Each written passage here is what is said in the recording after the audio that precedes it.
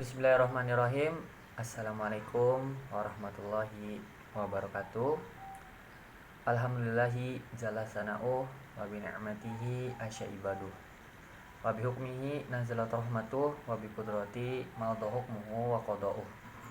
Asyhadu an la ilaha illallah jalla jalaluh wa 'azza sya'nuh wa asyhadu anna Muhammadan abduhu wa rasuluh ada amanatuhu wa tahta risalatuhu. Faminan nas may yusaddiquhu wa minhum man yunkirahu amma ba'du. Teman-teman sekalian, perkenalkan nama saya Muhammad Fauzan Nugroho dari kelas BSAA NIM 1908308041. Di sini saya akan membuat atau menjelaskan tentang ilmu linguistik dalam pembahasan bab morfologi. Ya, ilmu morfologi atau lebih dikenal dalam bahasa Arab morfologia atau ilmu istisqa. Nah, kita mengambil dari latar belakang kenapa adanya ilmu morfologi ini terlebih dahulu.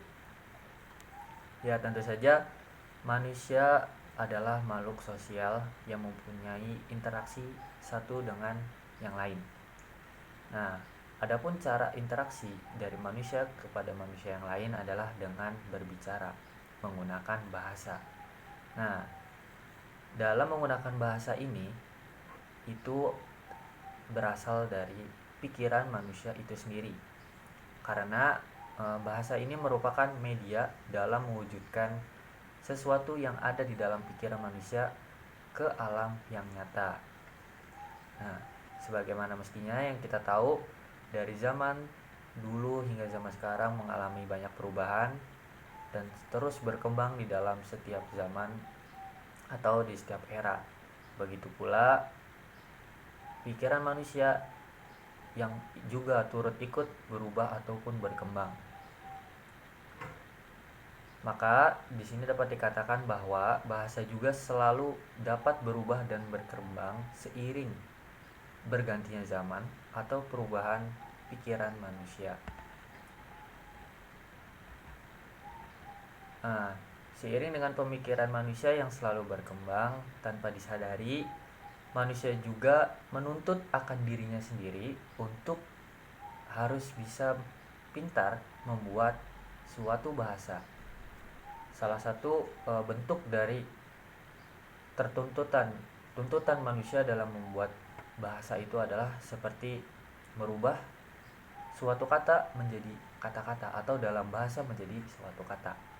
Dan juga yang bisa berkembang lagi dalam bahasa itu semakin banyak bahasa-bahasa dari gaul atau disebut dengan bahasa gaul atau bahasa era sekarang. Nah, perubahan itu dibentuk secara sistematis dan mempunyai aturan-aturan tertentu yang dimana kita bisa menguji akan kebenarannya. Nah, pembentukan kata melalui proses perubahan ini disebut dengan morfologi. Jadi morfologi adalah pembentukan kata melalui proses perubahan. Nah, yang tidak lain kita akan masuk ke dalam definisi dalam morfologi. Definisi morfologi atau dalam bahasa Arab disebut dengan ta'rif morfologi. Secara etimologi, kata morfologi dalam bahasa Indonesia diserap dari bahasa Inggris yaitu morphology. Dan ternyata kata ini juga diserap oleh bahasa Arab menjadi morfologi yang mempunyai arti ilmu dengan bentuk kata. Namun dengan demikian istilah yang paling populer tentang morfologi dalam bahasa Arab adalah an-nizam as-sorfi atau ilmu al-istisqa, yaitu artinya perubahan bentuk kata yang menjadi bermacam-macam bentuk untuk mendapatkan makna yang berbeda-beda. Nah, dalam Kamus Besar Bahasa Indonesia atau KBBI disebut morfologi mempunyai arti tersendiri, yaitu cabang linguistik tentang morfem dan kombinasi-kombinasi atau bagian dari struktur bahasa yang mencakup kata dan bagian kata.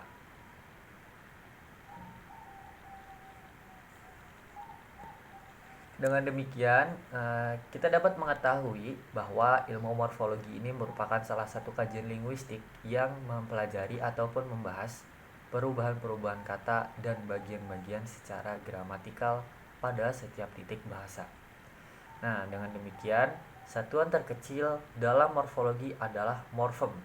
Morfem ini disebut juga sebagai suku kata. Misalnya seperti kata tulis bisa dirubah menjadi menulis, tertulis, tulisan, tulisan, dan lain sebagainya.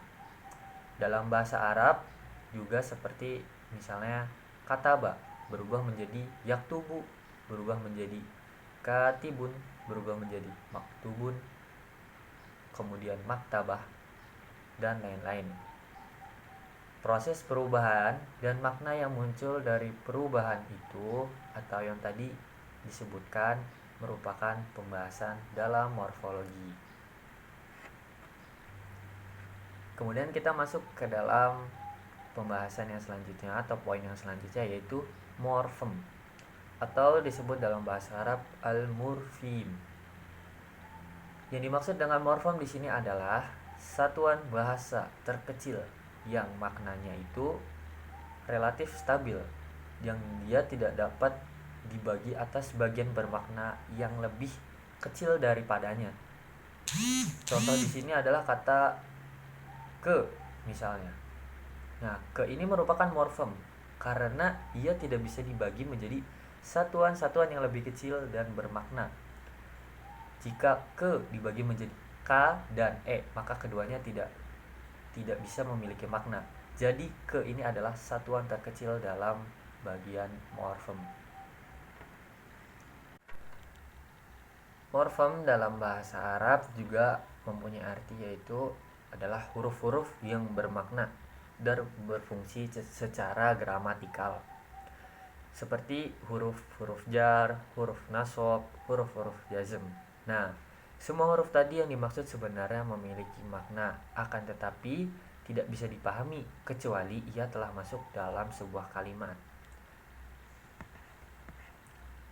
Dan morfem ini mempunyai beberapa jenis, yaitu morfem ada 3 jenis. Yang pertama itu adalah morfem bebas atau disebut dengan al-murfim al-har, yaitu morfem yang biasa digunakan secara bebas tanpa terkait dengan morfem lainnya. Dalam bahasa Arab seperti alimun, kitabun, qalamun, azimun. Yang kedua adalah morfem terikat atau al-murfim al-muqayyad, yaitu morfem ini tidak dapat dipakai secara mandiri, jadi harus masuk ke dalam morfem yang lain, tetapi harus bersambung dengan morfem lain. Dalam bahasa Arab contohnya seperti ini. Alif dan ta untuk jamak muannats salim. Dari kata mukminun menjadi mukminat. Adapun seperti ya nun dan waw nun di dalam jamak muzakkar salim dari asal kata mukmin. Contohnya seperti muslimun, mukminin. Yang ketiga adalah morfem zero atau al-murfim as-salibun, yaitu morfem yang tidak diucapkan dan juga tidak dituliskan, tetapi tersembunyi atau dibuang karena huruf ilah. Huruf ilah ini disebut juga dalam bahasa Indonesia yang lebih terkenal adalah huruf penyakit, seperti domir mustatir dan harokat i'rab yang muqaddarah. Masuk ke poin yang selanjutnya dalam morfologi, yaitu adalah fungsi morfem dalam bahasa Arab.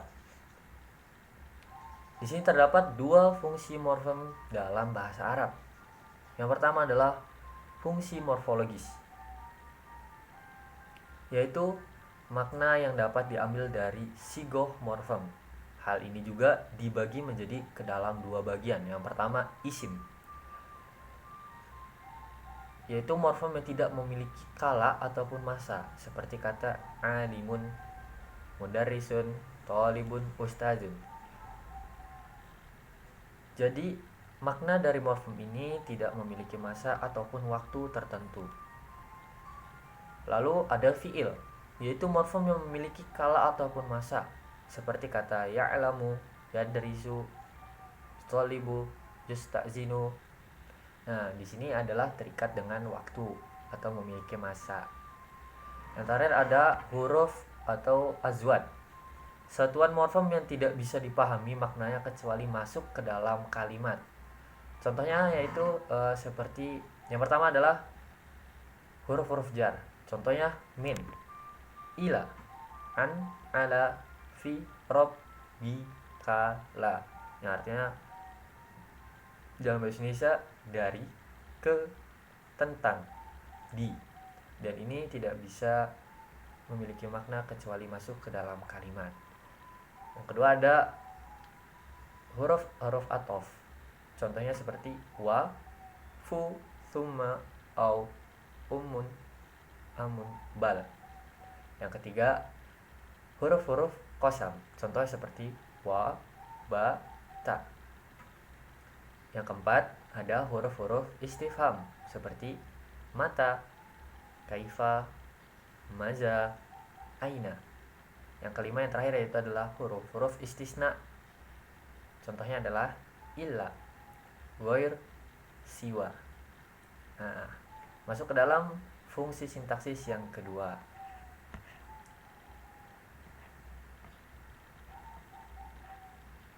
Kata atau kalimah. Nah, dari definisi kata atau ta'riful kalimah sebelumnya sudah disebutkan tadi, satuan bahasa yang terkecil dalam kajian morfologi adalah morfem. Nah, gabungan dari morfem-morfem akan membentuk suatu kata. Dan itu dapat dijelaskan apa yang dimaksud dengan kata itu sendiri. Yang dimaksud dengan kata adalah satuan bahasa yang dapat berdiri sendiri dengan terjadinya dari morfem tunggal atau gabungan morfem. Contohnya seperti pensil. Gabungan morfem seperti terbagi. Terbagi gabungan dari morfem ter dan bagi disatukan menjadi terbagi. Dalam bahasa Arab, kata disebut dengan kalimah. Nah, sedangkan gabungan dari dua kalimat atau lebih disebut dengan jumlah. Dengan demikian, kata dalam bahasa Indonesia disebut kalimat. Dalam bahasa Arab, kalimat dalam bahasa Indonesia disebut jumlah.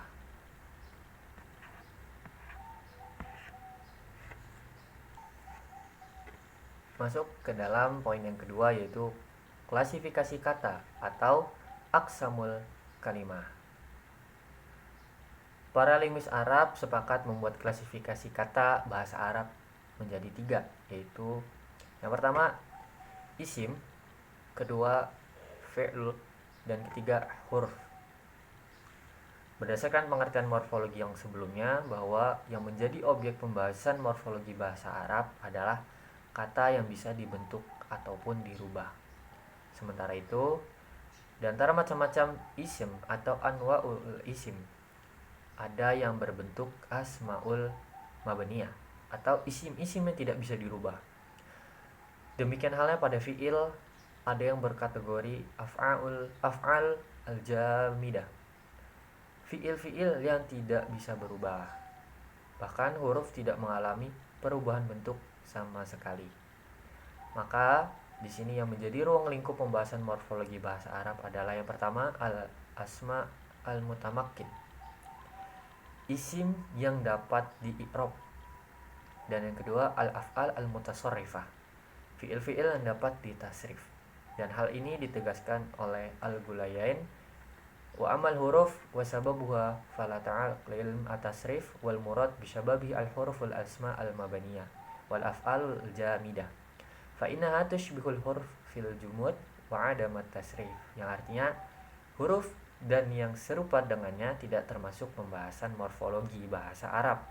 Yang dimaksud dengan menyerupai huruf adalah isim mabni dan fi'il jamid yang keduanya sama-sama dengan huruf, tidak punya tasrif. Kemudian masuk ke dalam poin yang ketiga, yaitu pembentukan kata. atau tasni'ul kalimah. Pembentukan kata dalam bahasa-bahasa di dunia memiliki dua sifat. Yang pertama, membentuk kata-kata yang bersifat inflektif, dan yang kedua bersifat derivatif. Apa itu inflektif? Inflektif disebut juga at-tasrif al-lughawi dalam bahasa Arab. Menurut keterangan Krida Laksana, yang dimaksud dengan inflektif adalah unsur yang ditambahkan pada sebuah kata untuk menunjukkan suatu hubungan gramatikal. Seperti huruf waw yang ditambahkan pada akhir kata fi'il menunjukkan makna jamak atau plural, atau dalam bahasa Indonesia lebih ataupun banyak. Seperti kata khoroju yang artinya mereka telah keluar, atau zahabu mereka telah pergi, atau ta'lamu mereka telah belajar, dan lain sebagainya. Di antara bahasa-bahasa yang memiliki infleksi adalah bahasa Arab, bahasa Indonesia, bahasa Inggris, bahasa Latin, bahasa Sanskerta, dan lain sebagainya. Dalam bahasa Arab, inflektif ini disebut dengan at-tasrif al-lughawi. Nah, adapun unsur-unsur yang ditambahkan pada kata dimaksud dapat berupa afiks, prefiks, infiks, dan sufiks, atau juga berupa modifikasi internal. Pembahasan yang sekaligus menimbulkan perubahan pada kata dasar yang berkategori verbal disebut dengan konjuksasi, dan perubahan yang terjadi pada nomina dan adjektif dengan disebut delignasi. Kemudian seperti masuk ke dalam contohnya, yaitu dalam di sini masuk ke dalam fiil, kata fiil madi atau yang mempunyai kala. Fiil madi ini yang punya arti kata lampau. Contoh dalam katanya adalah hadoro, artinya dia sudah datang. Dia sudah datang. Dalam dia sudah datang ini, hadoro mempunyai makna masa. Kemudian fi'il mudhari, kala, sekarang, atau yang sedang dilakukan. Dalam bentuk katanya itu adalah yahduru, yang punya arti dia sedang datang. Kemudian fi'il amr atau kala mendatang. Dalam bentuk katanya uhdur, yang artinya hadirlah. Yang terakhir yaitu fi'il nahi, sama mempunyai kala juga yang sama seperti fi'il amr, kala mendatang. Dalam bentuk kata contohnya la tahdur, jangan datang. Sedangkan untuk kala modus indikatif atau yang berbeda menjadi berbagai bentuk seperti berikut. Seperti ahdoro, orang satu, tunggal, laki-laki maupun perempuan. Kemudian menjadi nahdur, orang dua atau tiga, jamah, atau bisa disebut plural, entah itu laki-laki maupun perempuan. Kemudian tahduru, orang kedua, tunggal, laki-laki. Tahduron, orang kedua, laki-laki. Tahdurun, dan ini laki-laki jamak, lebih dari dua. Tahdirin, tunggal, perempuan. Tahdiron, dua perempuan. Tahdurna, jamak, perempuan. Yahduru, tunggal, laki-laki. Yahdiron, dua laki-laki. Yahdurun, jamak, laki-laki. Tahdur, tunggal, perempuan. Kemudian sekarang kita masuk ke dalam derivatif. Pengertian derivatif atau disebut dengan at-tasrif al-istilahi. Derivatif adalah proses pengimbuhan afiks non-inflektif pada dasar untuk membuat suatu kata. Dan dapat dikatakan bahwa pembentukan kata secara inflektif ini tidak membentuk kata baru ataupun kata lain yang berbeda identitasnya atau leksikalnya dengan bentuk dasarnya. Sementara pembentukan kata derivatif adalah membentuk suatu kata baru, kata yang identitas atau leksikalnya tidak sama dengan kata dari kata dasarnya. Dalam bahasa Indonesia misalnya seperti kata minum yang berkelas verba dibentuk menjadi minuman yang berkelas nomina. Nah, dalam bahasa Arab ditemukan hal yang sama seperti kata nasoro yang artinya menolong yang berkelas kata fiil dibentuk menjadi nasirun yang mempunyai arti sang penolong yang berkelas kata isim. Nah, adapun proses derivasi ini menimbulkan kelas kata yang berbeda dan juga menimbulkan makna yang berbeda. Walaupun kelasnya tak sama, dalam bahasa Arab selain nasoro menjadi nasirun bisa juga menjadi mansurun, orang yang ditolong, mempunyai arti menjadi isim. Dan proses derivasi dalam bahasa Arab sering diistilahkan dengan at-tasrif al-istilahi. Kemudian masuk ke dalam poin yang E atau proses morfologi atau disebut juga dengan al-amaliyah al-morfologiyah. Sebelum menjelaskan lebih jauh atau lebih lanjut apa saja proses morfologi terlebih dahulu. Menurut Prof. Samsuri, proses morfologi adalah cara pembentukan kata-kata dengan menghubungkan morfem yang satu dengan morfem yang lain. Proses yang dimaksud adalah sebagai berikut. Yang pertama adalah afiksasi. Sebelumnya yang akan dijelaskan terlebih dahulu adalah makna dari apa itu afiksasi. Afiks adalah imbuhan atau bentuk terikat yang jika ditambahkan pada kata dasar atau bentuk dasarnya dapat merubah makna gramatikal atau makna kata asal. Dan penambahan morfem ini asi atau memberikan makna sebuah proses. Dengan demikian, afiksasi adalah proses atau hasil penambahan afiks pada akar atau dasar kata. Seperti morfem ber. Ber adalah morfem pada kata bertiga, morfem pada kata gerigi, dan morfem an pada kata ancaman. Dalam bahasa Inggris, morfem misalnya dapat diimbuhi secara afiks seperti formal, formize, formation, dan forms. Nah, afiksasi terbagi kepada yang pertama A, prefix atau disebut dengan sawabik. Afiks ini ditambahkan pada bagian depan atau pangkalnya. Seperti contohnya dalam bahasa Indonesia itu morfem ber di dalam kata bersepeda. Mempunyai kata asalnya adalah sepeda. Kemudian ditambahkan morfem prefix yang dipangkal yaitu menjadi bersepeda. Dan prefix ini disebut juga kadang lebih disebut juga sebagai morfem awalan atau pangkal. Dan prefix ini juga diterjemahkan dalam bahasa Arab sawabik atau yang terdahulu.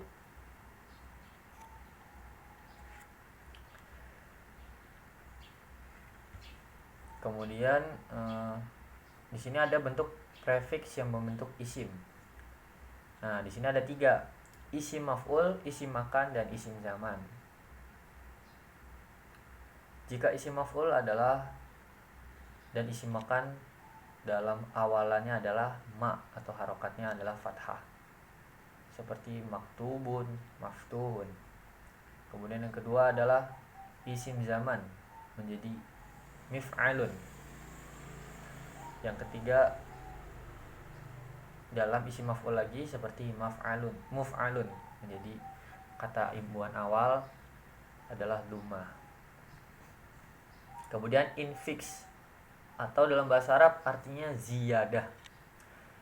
Afiks yang dimaksudkan ke dalam kata dasar. Nah, sering juga disebut dengan kata sisipan. Morfem pada kata gerigi. Dan morfem contohnya seperti morfem le pada kata geletar. Nah, dan ini termasuk adalah contoh infix. Nah, infix dalam bahasa Arab disebut sebagai ziyadah karena dia menambahkan atau menjadi sebuah kata imbuhan dalam suatu kalimat. Kemudian sufiks. Sufiks ini adalah afiks yang ditambahkan pada bagian belakang kata. Nah, yang tadi yang pertama di awal, di tengah atau kata sisipan ataupun kata imbuhan, yang sekarang yang di akhir. Contohnya seperti morfem an di dalam kata ajaran. Nah, kata asalnya adalah ajar, kemudian menjadi sufiks ajaran. Kemudian ada kan di dalam kata usaha menjadi usahakan. Ada juga morfem i dalam kata datang menjadi datangi.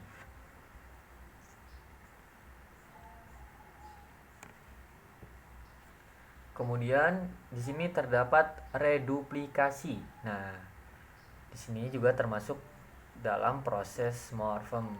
Nah, apa itu reduplikasi? Reduplikasi adalah proses morfem yang mengulang bentuk dasar baik secara keseluruhan, sebagian, ataupun perubahan bunyi. Pengulangan dalam bentuk keseluruhan. Contohnya seperti buku-buku. Dari kata morfem buku menjadi buku-buku. Kemudian meja menjadi meja-meja, guru, guru-guru, dan lain sebagainya. Makna yang muncul dari pengulangan secara keseluruhan ini pada umumnya memunculkan atau memiliki atau menunjukkan makna banyak atau plural. Pengulangan secara sebagian seperti lelaki dari kata dasarnya adalah laki. Nah, pengulangan dalam bentuk perubahan bunyi seperti ini ada juga yang contohnya seperti bolak-balik, kocar-kacir, morat-marit, dan lain sebagainya. Dalam bahasa Arab, proses ini disebut sebagai takkid, yaitu pengulangan kata secara utuh dengan makna penguat, seperti kata ja'al ghaib. Nah, di dalam contoh tadi menunjukkan makna jamak tetapi sebagai bentuk penegasan. Dengan demikian, reduplikasi dalam bahasa Indonesia dan bahasa Arab berbeda dalam makna yang ditimbulkannya. Kemudian yang ketiga adalah komposisi. Nah, komposisi ini apa? Ternyata komposisi ini adalah hasil dari proses penggabungan morfem dasar dengan morfem dasar lain, baik yang bebas maupun yang terikat. Sehingga hasil dari ini menjadi sebuah leksikal yang baru dan makna yang baru.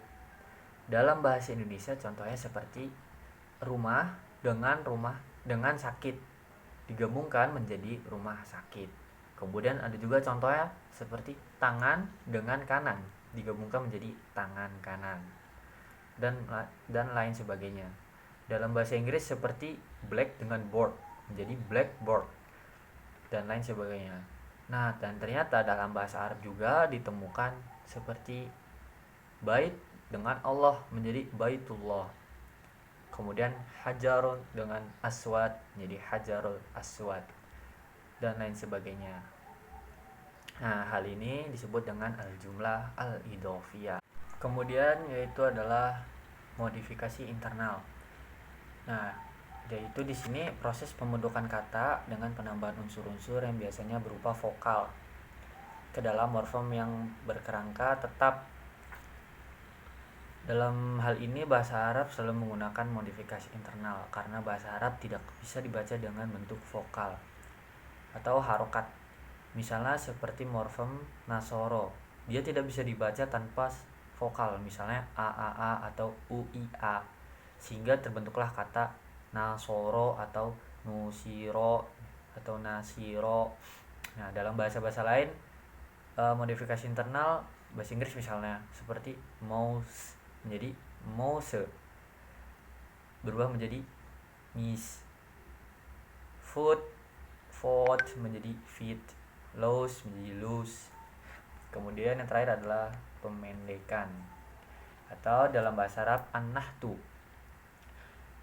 Saya menyebutkan dimaksud pemendekan adalah pemenggalan bagian leksem atau gabungan leksem sehingga menjadi sebuah bentuk singkat tetapi maknanya tetap sama. makna bentuk tubuhnya, misalnya seperti lab menjadi laboratorium atau disingkat menjadi lab, dokter menjadi dok, dan lain sebagainya. Dalam bahasa Indonesia, beberapa bentuk pemendekan antara lain: A. Pemangkalan huruf awal pada sebuah lексem seperti MPR, Majelis Permusyawaratan Rakyat. Kedua, B. Pengekalan beberapa huruf dari sebuah lексem seperti HLM, yaitu ada dari halaman. Kemudian C. Pengakalan huruf pertama kemudian dikombinasikan dengan. Kemudian ada pengakalan huruf pertama kemudian dikombinasikan dengan penggunaan angka untuk mengganti huruf yang sama seperti P3. Mungkin sekian dari saya, kurang lebih yang mohon maaf. Syukron ala husni ihtimaikum. Syukron. Assalamualaikum warahmatullahi wabarakatuh.